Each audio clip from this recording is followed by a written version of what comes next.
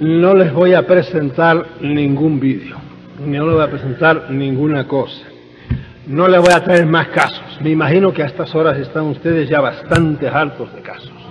Y a mí, no, es que no se lo voy a hacer. Yo voy a tratar el fenómeno OVNI desde otro punto de vista, porque yo estoy ya, no por lo que haya visto aquí, que es muy interesante, sino porque ya creo que el que quiera traer más casos para probar nada, está pasado. Yo ya paso de todo eso. Y si seguimos trayendo casos y más casos por ahí, pues nos vamos a atiborrar de casos y a empachar de más casos y más cosas y más fotos y por ahí. Hay gente que todavía está buscando pruebas. Por favor, no aplaudan que hay poco tiempo. Pruebas, no, yo cuando me invitan a un programa de televisión, pregúntense de a quién va. De esos que van a discutir si es real el fenómeno o no es real el fenómeno, no voy. Sigan ustedes discutiendo, eso ya no me interesa. Bien, en realidad hoy día tenemos que ver, a ver, ¿qué hacemos con esta enorme cantidad con este enorme fenómeno que tenemos delante? Eso es lo que tenemos que hacer y dejarnos ya de correr, porque miren, en cuestión de ovnis, todo lo que ustedes se imaginen, todo ya ha sucedido. Las cosas más terribles han sucedido y las cosas más halagüeñas también han sucedido, de modo que ya es hora de andar corriendo detrás de cosas. Bien, y yo a eso voy a ir.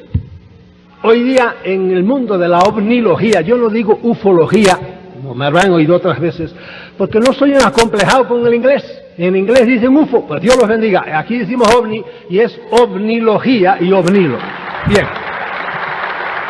Si me aplauden tanto, primero me va a dar un regustillo que me va a impedir hablar bien. Y segundo, que perdemos mucho tiempo.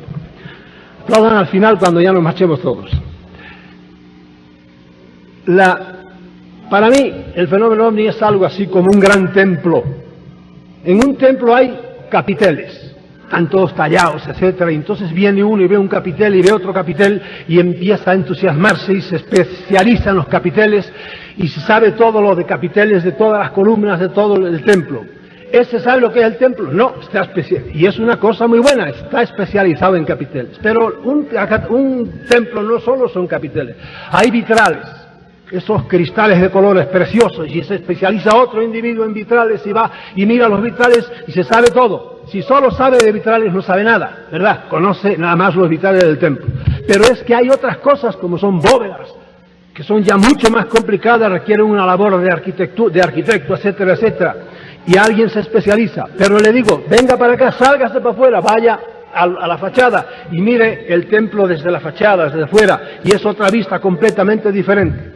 ¿Es eso el templo? Bien, lo ve usted desde fuera, pero eso no es un templo, porque un templo tiene algo mucho más sutil, que es, por ejemplo, la historia de ese templo. No tiene que ver con las piedras, nada ya. Es una cosa diferente, una cosa medio espiritual. Además de eso, hay otra cosa más profunda. Por ejemplo, ¿quién se adora en ese templo? ¿Cuál es la fe en los ritos de ese templo? No tiene nada que ver con las piedras. Todo eso constituye ese templo. Pues bien, el fenómeno ovni no es el aterrizaje este, ni el caso otro, ni el otro caso. Es un conjunto tremendo de cosas, sobre todo las cosas que atañen a esto, a la mente, al espíritu, y no esto. Porque el fenómeno ovni a lo largo de la historia ha tenido muchos nombres y se ha presentado de muchísimas maneras. Primero se vieron luces en el cielo y la gente empezó a ir, y esa luz, eso no es un avión, ¿qué es eso por la noche? Y se empezaron a correr detrás de las luces que las vieron, a ir a los periódicos y empezaron a discutir los que todos saben todo, que no, que eso no era una luz, que no era extraterrestre o que no era de este mundo, por ahí. Muy bien. Pero enseguida vieron por el día y vieron que eran objetos metálicos, y entonces todo el mundo a hablar de eso y a correr, que los vieron y que sí, que no, y disputas y por ahí. Pero es que no solo eran objetos metálicos, es que esos objetos metálicos bajaban y aterrizaban. Entonces se tiraban de cabeza a otros, los llamados investigadores de campo, y hace muy bien, porque esos datos son los que le han ido dando a uno cosas, y iban a ver qué huellas habían dejado, cuánto pesaba este aparato, calculando ahí, y si era muy grande, si era muy pequeño, etcétera, etcétera. Y ahí se queda la cosa. No, pero es que siguió el fenómeno avanzando. Después de aterrizar, algunos aterrizaban mal y se estrellaban. ¿Y qué? Pues se desbarataban. Ahí tenemos ahora el caso de Roswell, que después de 50 años prácticamente, está sobre el tapete otra vez. discutiendo sobre si Roswell fue o no fue. A mí me importa un pepino Roswell. ¿Por qué? Porque hace 50 años que sucedió. Y segundo, después de Roswell, los que no se quieren enterar no se enteran de nada nunca. Después del caso de Roswell, yo en el libro mío, La amenaza extraterrestre, publiqué una lista de 40 estrellamientos más, algunos de los cuales tenemos muchas más datos que del de Roswell. Pero la gente, algunos no, ahora están solo con el de Roswell, porque es que como nos manipulan tanto, vamos corriendo a ver qué dicen los que dicen que lo saben todo.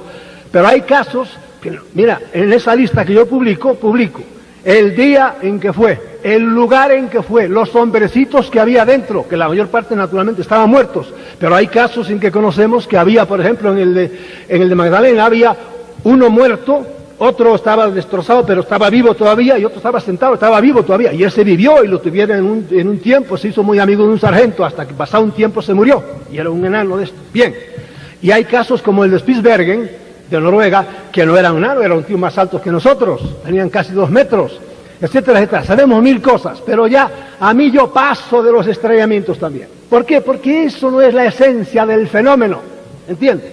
Pero no solo se estrellaban, empezaron a ver que dentro de esos aparatos, venían algunos que no solo estaban muertos, sino que salían y hacían cosas. Y entonces empezaron enseguida, algunos se obcecaban, bueno, hacían bien en estudiarlo, mal si se quedaban solo en eso. ¿Y qué hacían? Pues empezaron la tipología o la taxonomía. A ver, los hay altos, los hay bajos, lo hay de 17 clases, de 24 clases, y por ahí empezaron. Muy bien. Y siguen algunos todavía en eso, discutiendo si son de muchas clases, de qué clases. Es interesantísimo. Yo ya también paso de eso, no me interesa. Pero empezaron a ver que esos señores que bajaban hacían cosas muy raras.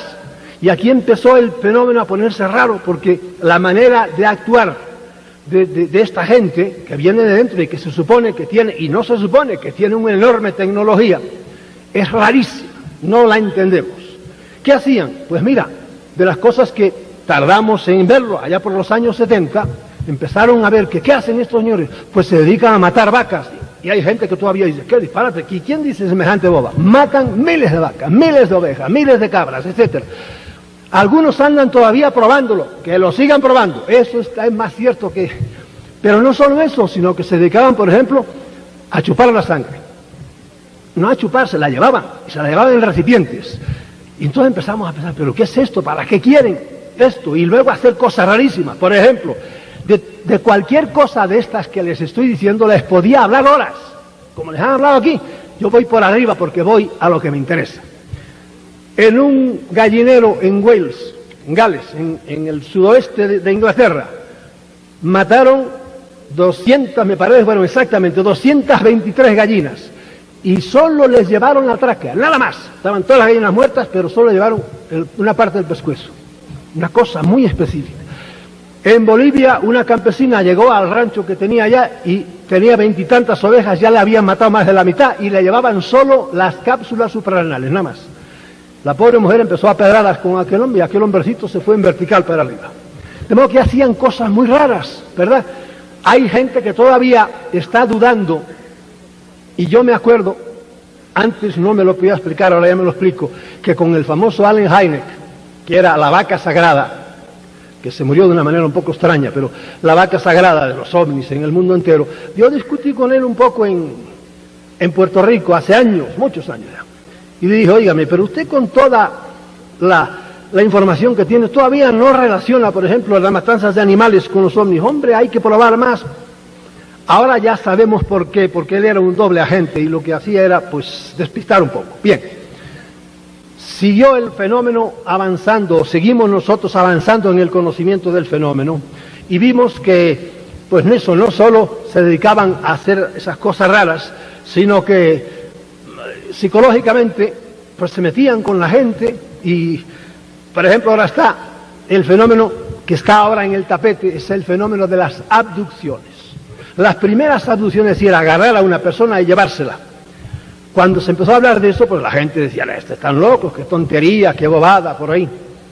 Hoy día no lo duda nadie. Hoy día, claro, hay muchos que están entrando todavía, pero hoy día los que estamos en esto sabemos que hay miles, decenas de miles, cientos de miles de personas que sin saberlo han sido llevadas. Otras sí lo saben. Acabo de recibir el libro, a pesar de que hay muchos que lo niegan, y como les diré enseguida, hay mucha gente muy interesada en negar estas cosas. Yo acabo de recibir el libro de el resultado de una conferencia que duró 3 días, fíjense bien, organizada por un profesor de la universidad más famosa de Estados Unidos, que es Harvard, psiquiatra, profesor ahí en la universidad, organizada al mismo tiempo por un físico de renombre, como es, Pritchard.